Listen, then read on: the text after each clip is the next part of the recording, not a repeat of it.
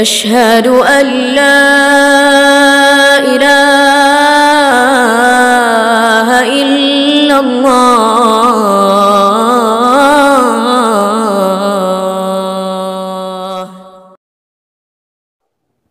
Hadirin yang dirahmati oleh Allah Subhanahu wa taala, kita akan melanjutkan pembahasan kita di dalam kitab Yaqutun Nafis.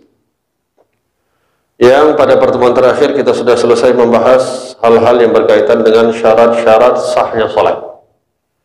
Dan insyaallah hari ini kita akan masuk ke dalam pembahasan yang berkaitan dengan ab'adus shalah. Ab'adus shalah. Perlu untuk diketahui, salat itu terbagi tiga macam. Di dalam salat itu terbagi tiga macam. Ada yang namanya rukun, ada yang namanya ab'ad, ada yang namanya hayat. Diibaratkan kalau misalnya ada satu istana atau ada satu rumah, maka atap, dinding itu adalah rukunnya, pondasi itu adalah rukunnya. Tak ada satu rumah bisa dikatakan itu rumah kalau tak memiliki dinding dan tak memiliki atap. Ab'ad diibaratkan pintu dan jendela-jendelanya. Buat apa ada bangunan tapi nggak ada pintunya? Gimana cara masuk? Pengap juga kalau ada bangunan yang nggak ada jendelanya. Terus rumah tersebut kita cat, kita kasih kaligrafi, kita kasih AC, kita kasih hal-hal yang memperindah rumah tersebut. Itu adalah namanya hayat. Rukun, ab'ad, dan hayat. Rukun ini adalah yang wajib, harus ditunaikan. Adapun ab'ad dengan hayat ini adalah perkara sunnah. Yang membedakan antara ab'ad dengan hayat, kalau ab'ad apabila ditinggalkan maka disunnahkan untuk kita gantikan dengan sujud sahwi. Hayat kalau kita tinggalkan maka tidak ada kewajiban atau tidak disunnahkan apapun untuk kita menggantikannya dengan apapun. Di sini yang akan kita bahas, rukun sudah kita bahas. Dan kedua yang akan kita bahas adalah ab'ad. Setelah itu insya Allah, entah malam ini atau pertemuan berikutnya, yang akan kita bahas adalah sunnah, hayat. Ya. Di sini dikatakan ab'adus shalah 20.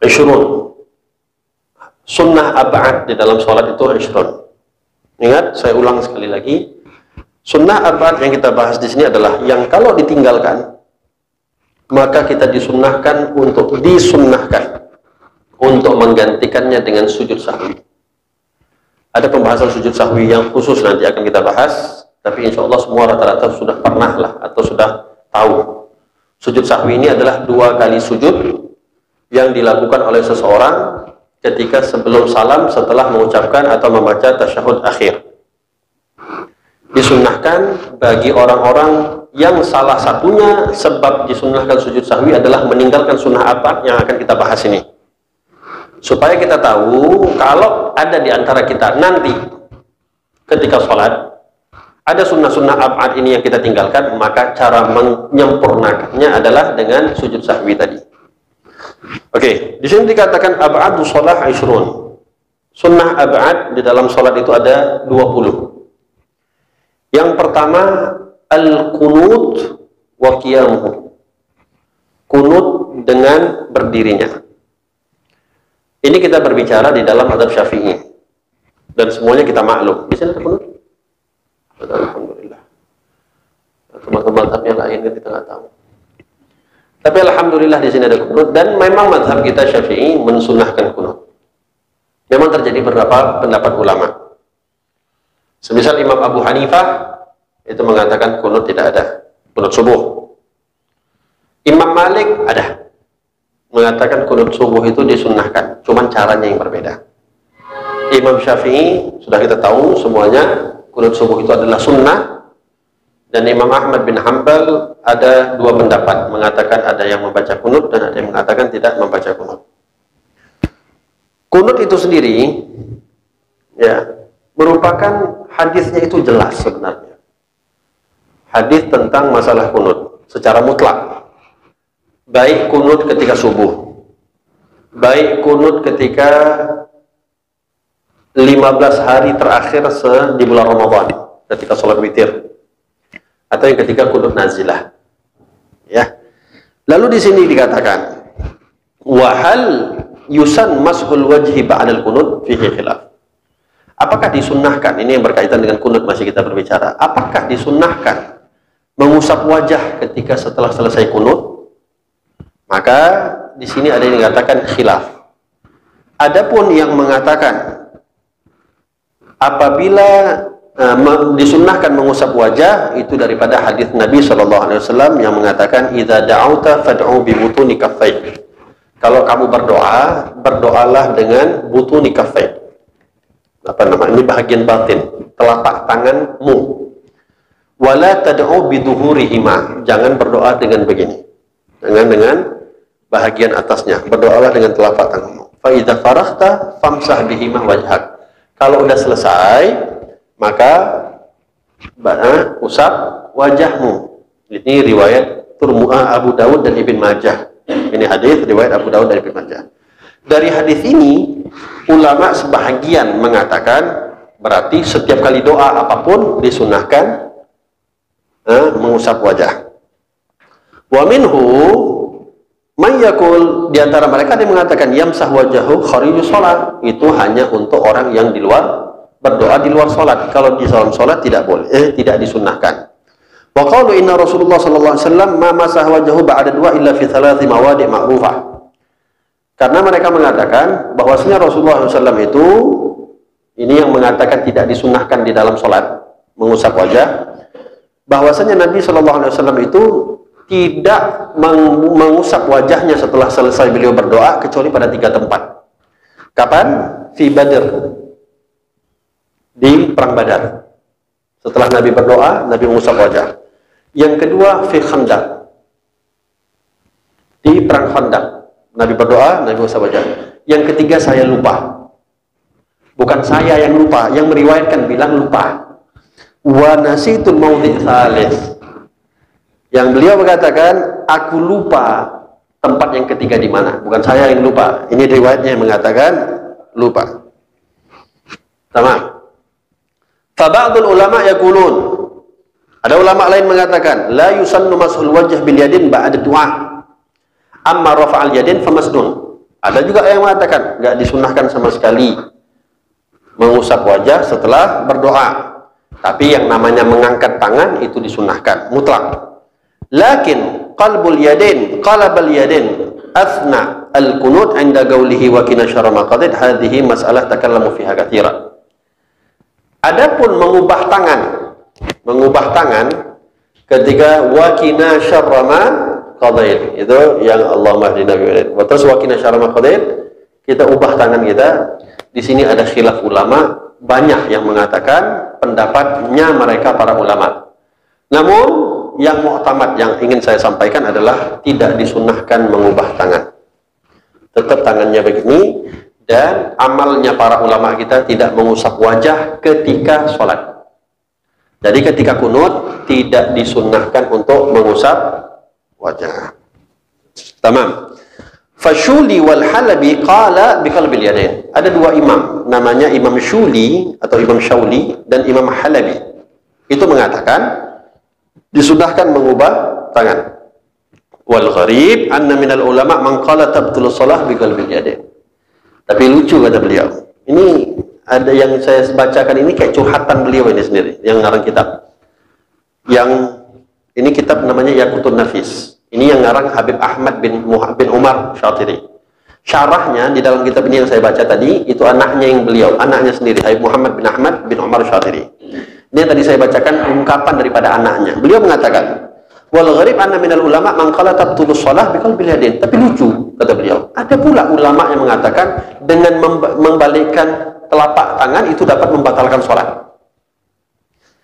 Beliau bilang li'annaha karena alasan mereka li'annaha harakah ghaira mabtullah li shalah. Bagi mereka yang mengatakan membalikkan tangan itu membatalkan salat karena itu bukan satu amalan yang dituntut ketika sholat, atau satu pekerjaan, perbuatan yang dituntut oleh sholat, jadi langsung batal. Ini ada pendapat ulama padahal, ya, yang mengatakan balik, Imam Syauli dan Imam Halabi. Tapi hati-hati, yang ketika tasyahud salam, assalamualaikum, itu nggak ada pendapatnya sama sekali. Nah, ini jangan diamalkan, ya. Assalamualaikum, ini nggak ada, ini nggak pernah dapat ada pendapat ulama. Kalau bolak-balikan ketika kunut masih ada. Oke, selagi kita gini, kita tuh punya prinsip, selagi masih ada ulama yang mengatakan pendapat, maka itu boleh diamalkan. Tapi kalau yang bolak-balik ketika salam itu cuman ulama imam masjid Indonesia saja yang buat itu. Kita nggak tahu imam masjid mana pula itu. Assalamualaikum. Salam, itu Allah alam. Gak pernah kita lihat kecuali di Indonesia. Tamam. Wa kullu harakatin ghairu matlubah tabtul shalah. Yang bilang tadi bolak-balik tangan ketika kunut, yang ada pendapat ulamanya itu dibilang semua harakah, semua pekerjaan yang tidak dituntut ketika sholat itu bisa membatalkan sholat. Kata beliau, itu nggak bisa dipakai hukum itu. Jadi memang dalam kitab ini beliau ngomong sendiri, ngebantah sendiri, ngomong sendiri, ngebantah sendiri. Beliau bilang nggak bisa, karena orang, ya, orang bisa dikatakan bergerak itu membatalkan sholat kalau 3 kali bergerak berturut-turut, baru bisa membatalkan sholat.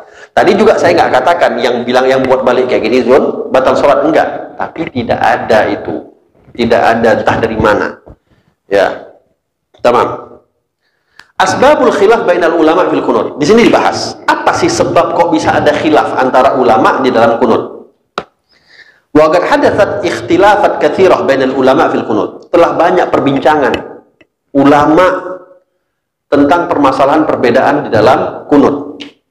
Wa ahadithuhu mutarribah, dan hadisnya pun cukup banyak menyebar. Wa hadza kulluhu yahduts fi katsir min al-ahkam wal ma'ruf. Dan ini kejadian-kejadian semisal ini, perbedaan masalah kunut, itu bukan hanya ketika kunut saja. Banyak juga masalah-masalah yang perbedaan hadis itu terjadi. Makanya saya selalu mengatakan, sungguh sangat jahil, sungguh sangat kurang bijaksana orang yang ketika dia mendapatkan satu hadis, ya, dia membaca satu hadis, lalu dengan gampang dia menyalahkan orang yang beramal dengan sesuai mungkin hadis itu. Terlebih yang amalan itu sudah banyak dilakukan oleh orang. Ya, seperti saya katakan tadi, baca doa setelah sholat. Ya kan, yang bukan yang mengamalkan kan bukan cuma Masjid An-Nur. Saat satu dunia, setiap negara itu pasti ada yang mengamalkan. Sangat kurang bijaksana lah orang kok tiba-tiba memasalahkan, oh ini, sementara yang mengamalkan bukan kita saja, banyak orang mengamalkan. Apa sih permasalahannya? Li'anna sahabi yarwi kama sami'a wa makama ra'a. Apa yang diriwayatkan oleh sahabat tentang hadis Nabi, itu apa yang mereka dengar, apa yang mereka lihat. Tamam. Wa Rasulullah sallallahu alaihi wasallam lahu mawaqif mukhtalifah. Nabi ini punya keadaan-keadaan yang sangat berbeda. 23 tahun Nabi setelah diangkat menjadi Nabi, itu nggak mungkin semua pergerakan Nabi itu sama itu aja. Dan Nabi itu bukan hidupnya di satu tempat, nggak pernah keluar-keluar. Nabi itu pernah ke sana, Nabi pernah ke sini, Nabi pernah dakwah di perang Badar, di perang Uhud, perang Khandaq. Tidak semua apa yang dilakukan oleh Nabi di tempat-tempat tertentu itu dilihat oleh semua sahabat. Ada yang ikut sama Nabi di perang Badar, tapi banyak yang nggak ikut. Ada yang ikut sama Nabi di perang Uhud, tapi ada juga yang nggak ikut. Di perang Khandaq ada yang ikut, ada yang nggak ikut. Sehingga yang ikut mungkin dia melihat Nabi, oh Nabi pas di perang ini Nabi melakukan ini, kami catatlah ini sebagai hadis. Tapi bisa jadi yang melihat Nabi di perang Badar, apa yang dilakukan oleh Nabi diangkat menjadi hadis, tiba-tiba mungkin di perang Khandaq, ya, di perang Khandaq misalnya, atau di perang Tabuk misalnya, Nabi berbuat sesuatu hal Tapi nggak dilihat sama sahabat ini, mungkin nggak ikut. Sahabat yang lain lihat, Nabi buatnya kayak gini. Rupanya apa yang dilakukan oleh Nabi berbeda. Dan ingat, perbedaan Nabi lakukan dalam satu pekerjaan bukan artinya Nabi pelin-pelan. Itu merupakan Nabi menunjukkan kamu boleh buat ini, kamu boleh buat ini. Sering saya sampaikan, ketika Rasulullah memerintahkan segerombolan sahabat untuk pergi berdakwah ke satu tempat namanya Bani Quraidah. Itu satu tempat Yahudi. Nabi suruh berdakwah di situ, Bani Quraidah. Nabi bilang apa? La tusalliyanna ahadukum al-asra illa fi Bani Quraidah. Jangan ada di antara kalian yang sholat asar kecuali udah sampai di Bani Quraidah. Ini gambarannya, satu ucapan Nabi yang semua yang pergi itu mendengar. Ketika di jalan, waktu maghrib sudah mau tiba. Waktu asar tiba. Sebahagian mengatakan, kita udah bisa sholat nih, udah masuk waktu sholat asar. Sebahagian lagi bilang, oh nggak bisa lah, Nabi bilang sholat asar harus di Bani Quraidah. Yang ini bilang, enggak, itu maksudnya Nabi, kalau supaya kita jalannya cepat. Jadi cepat asar udah sampai, bisa sholat di sana.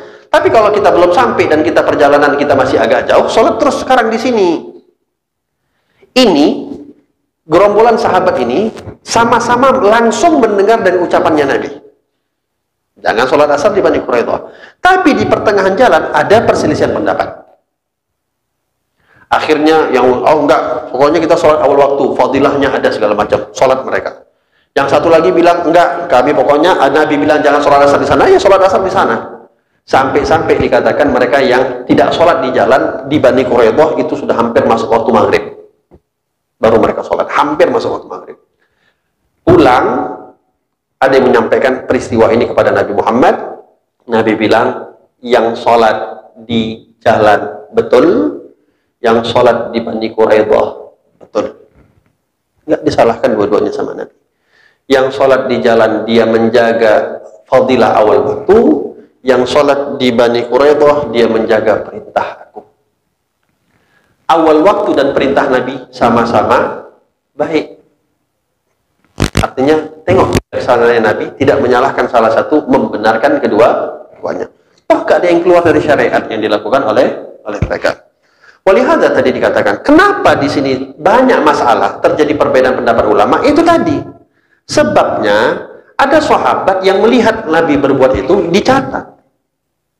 Ada sahabat yang lain waktu itu nggak lihat, tapi di tempat lain melihat Nabi melakukan hal yang lain dicatat. Walihada wa ba'dul wa ma kullu ma sami'ahu sahabi yasma'ul akhir wa ba'dul ahadits khadash fiha. Wa la syakka anna ashab Syafi'i darasu haqqu hadhihi al-aqwal fahumul a'immah ala kulli hal. Wa qala ba'dul ulama, ya, nah, oke, di sini. Hadzal imaman haqqaqa adillatu Syafi'iyah. Imam dua ini yang tadi saya sebutkan, yang mensyarahkan Sahih Muslim dan syarah Bukhari, Imam Ibn Hajar sama Al-Asqalani dan Imam Nawawi, itu mereka ya di dalam mazhab Syafi'i, dan mereka itu adalah orang yang pakar hadis. Oleh sebab itu, mereka itu betul-betul mentahqiq, memeriksa betul apa-apa yang ada di dalam dalil-dalil yang dipakai oleh mazhab Syafi'i. Wa gharbalal ahadits, dan mereka yang menyaring hadis-hadis untuk dijadikan sandaran dalam mazhab Imam Syafi'i. Wa qarana bainahuma wa yuqaddimal aqwa 'alal qawi, dan mereka lah yang mengedepankan yang mana hadis yang betul-betul kuat dibandingkan dengan hadis yang kuat, yang mana hadis yang kuat dibandingkan dengan hadis yang dhaif. Itu sudah dilakukan oleh mereka. Makanya kita ini syukur-syukur sudah dikerjain sama mereka pekerjaan yang banyak itu. PR-nya mereka udah mereka kerjakan, kita cuma menerima atau menikmati hasil perbuatan mereka saja, tinggal ngikut saja. Karena mereka bukan main-main di dalam mengatakan, menjadikan sandaran kitab fikih itu gak main-main. Bukan artinya mereka menuliskan fikih itu gak ngerti hadis, salah besar. Mereka adalah orang-orang yang paling paham akan hadis. Tetapi mereka pisahkan, belajar fikih pakai fikih, belajar hadis pakai hadis. Nggak bisa kita belajar hadis atau belajar fikih pakai kitab hadis. Ini sekarang banyak kejadian. belajar fikih, tapi yang dipelajari kitabnya Sahih Muslim, Sahih Bukhari, nggak nyambung. Itu kitab hadis, bukan kitab fikih. Tamam. Gal di sini, wa qala ba'dul ulama yustahabbu fi raf'il yadain wa tafriq bainal yadain. Salah satu caranya kalau kita mau kunut adalah itu kalau kita kunut, tangannya jangan terlalu rapat. Nggak usah juga terlalu renggang. Lebih bagus agak direnggangkan antara tangan kanan dan tangan kiri. Kenapa? Ada dua pendapat. Disunnahkan ketika kunut melihat telapak tangan. Ada pendapat yang lain tetap disunnahkan untuk melihat tempat sujud. Sehingga kalau kita renggangkan sedikit, dua-duanya dapat. Telapak tangan dapat, ngelihat juga tempat sujud juga dapat. Itu disunahkan ketika kunut. Oke. Lalu dikatakan orang yang, nah, perbedaan antara kunut mazhab Syafi'i dan mazhab Maliki. Kunut mazhab Syafi'i yang kayak kita biasa, setelah i'tidal. Setelah baca doa i'tidal disunahkan kunut. Dalam mazhab Malik enggak. Sebelum ruku. Qul huwallahu ahad, Allahu samad, lam yalid wa lam yulad wa lam yakul lahu kufuwan ahad. Kalau kita kan ruku dulu, mereka enggak. Mereka baca kunut, tapi kunutnya secara sir, baca masing-masing. Tapi semuanya baca kunut. Kalau mazhab Syafi'i, kunut, ruku, i'tidal, Rabbana walakal hamdu kama Rabbana walakal hamdu, mila samawati wa mila ardi wa mila musyaitan min syai'in ba'du, Allahumma hdina fiman hadait. Seperti yang biasa kita kerjakan. Itulah perbedaannya. Nah, orang kalau misalnya pas lagi berdiri, lupa dia kunut, langsung dia sujud, maka nggak boleh lagi dia balik. Harus dia lanjutkan tetap sujudnya. Kalau dia balik, batal sholat. Dengan kadar, kalau sekiranya orang ini sudah lebih lebih dekat kepada posisi sujud dibandingkan posisi kunut. Jadi kalau ada imam, lupa dia baca kunut, terus dia udah dalam keadaan mau sampai sujud, jangan kita ingatkan subhanallah. Inilah perlu juga imam yang ngerti fikih dan makmum yang ngerti fikih. Kadang imam nggak ngerti fikih, imamnya ngerti fikih, tapi makmumnya nggak ngerti fikih, kacau juga. Itu tadi, kadang kan ada orang namanya latah ya. Imamnya mungkin lupa. Kunut, turun dia sujud, datang makmumnya, subhanallah, bangun dia. Yang harusnya dia nggak bangun, dia langsung sujud, akhirnya sah sholatnya, karena dia balik lagi batal. Sama-sama nggak ngerti fikih. Ya, atau terkejut dia balik, makmumnya pun oh ya udahlah nggak apa-apa lanjut aja, ya udahlah imamnya batal. Terus kalau kita masih ngikutin makmum imam yang batal, ya batal sholat kita. Oleh hada perlu untuk belajar fikih. Ya, mudah-mudahan banyak belajar fikih nanti. Tamam. Lalu dikatakan wa min ab'adis shalah, ya. Yang pertama adalah kunut dan qiyam. Jadi kalau udah nggak berdiri, nggak disunahkan lagi. Yang kedua, wassalatu ala nabi fihi wa qiyamuhuma. Dan bersolawat kepada Nabi Muhammad di dalam kunut. Makanya disunahkan kita menutup wassallallahu ala sayyidina Muhammadin. Oke. Wassalamu ala nabi fihi wa qiyamuhu. Dan di antara sunnah ab'ad adalah mengucapkan salam. Wa sallallahu ala sayyidina Muhammadin wa ala alihi wa sahbihi wa baraka wa sallam, atau wasallam langsung. Salamnya itu juga termasuk ab'ad salat. Berarti itu satu paket, nggak bisa ditinggalkan. Wa sallallahu ala sayyidina Muhammadin wa ala alihi wa sahbihi wa sallam. Lalu di antara kunut atau sunnah ab'ad adalah as-salatu alal ali fihi wa qiyamuhuma. Bersolawat kepada keluarga Nabi di dalam kunut. Itu juga termasuk satu paket sunnah ab'ad. Wa sallallahu ala sayyidina Muhammadin wa ala alihi. Adapun sahabat sebenarnya enggak ada. Tapi ulama menambahkan kata sahabat wa sahbihi itu adalah qiyas. Qiyas maksudnya kalau olah keluarga Nabi disebut, kenapa sahabat tidak? Ya udah ditambah sekalian wa sahbihi. Wassalamu alaihim fihi wa qiyamuhu. Sama juga. Wassalam itu baliknya kepada Nabi, kepada keluarga Nabi, kepada sahabat Nabi. Wassalatu ala sahbi fihi. Di sini disebutkan salawat sama sahabat itu juga termasuk daripada sunnah ab'ad. Wassalamu alaihim juga sama. Wa tasyahudul awal wa qu'udu. Di antara juga sunnah ab'ad setelah kunut selesai adalah membaca tasyahud awal dan duduk di tasyahud awal.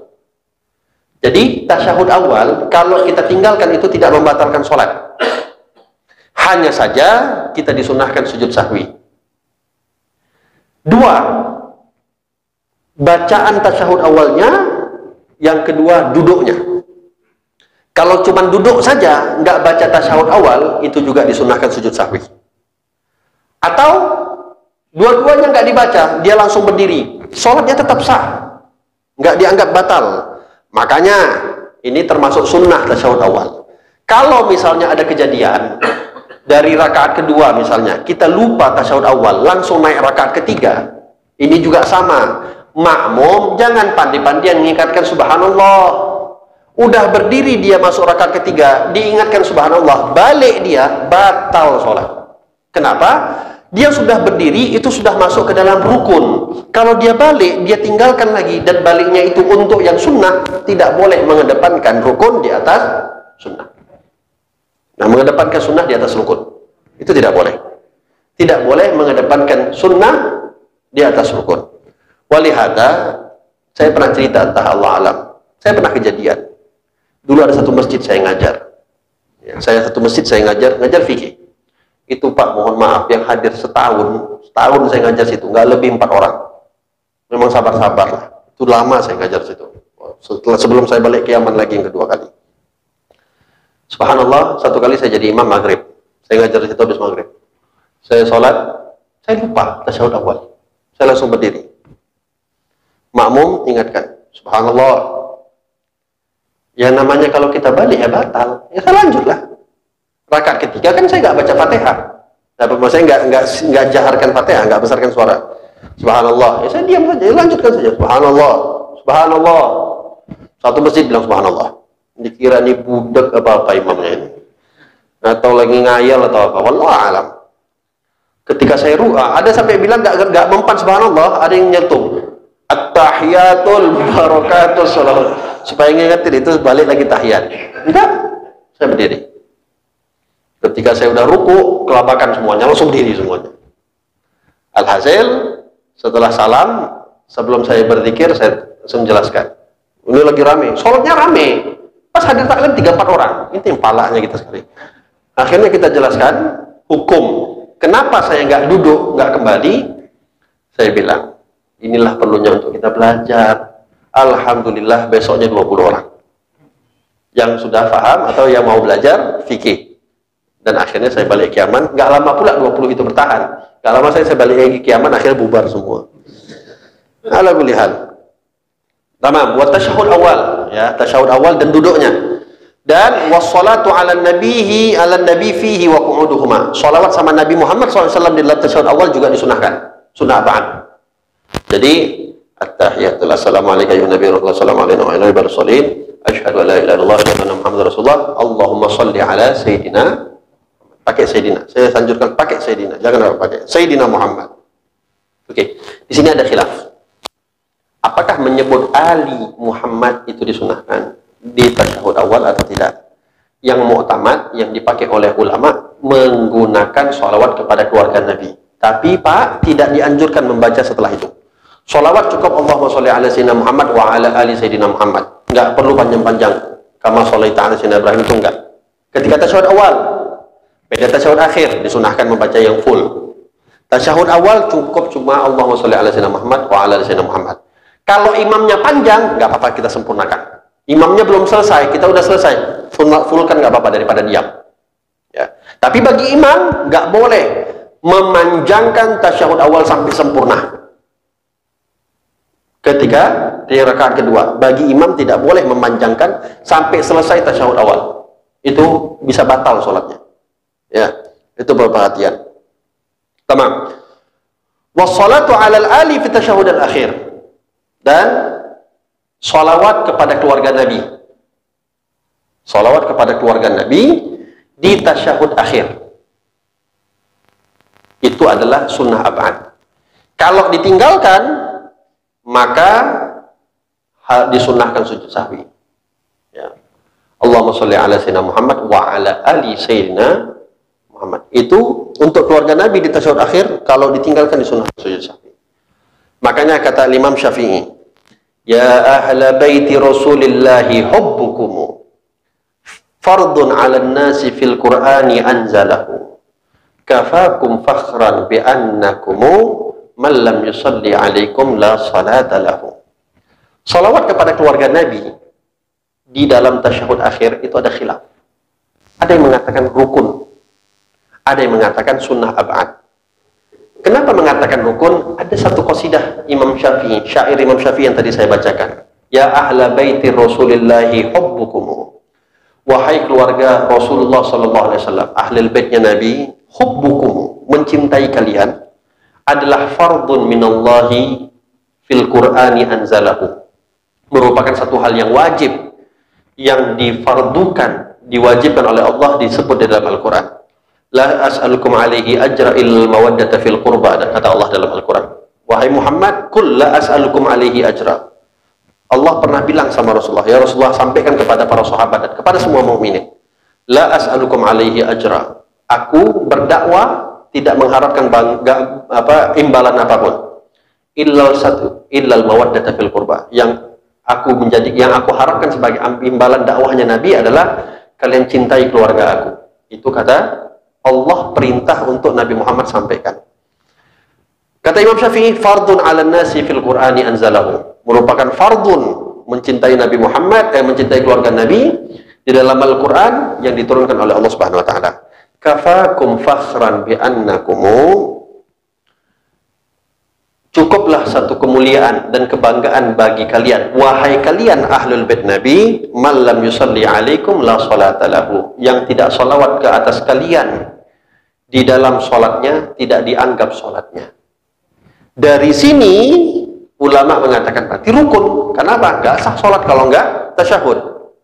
Tapi ada yang mengambil yang lain, yang muktamad bahwasanya adalah sunnah ab'ad, bersalawat kepada keluarga Nabi. Dan terakhir, duduk ketika tasyahud akhir.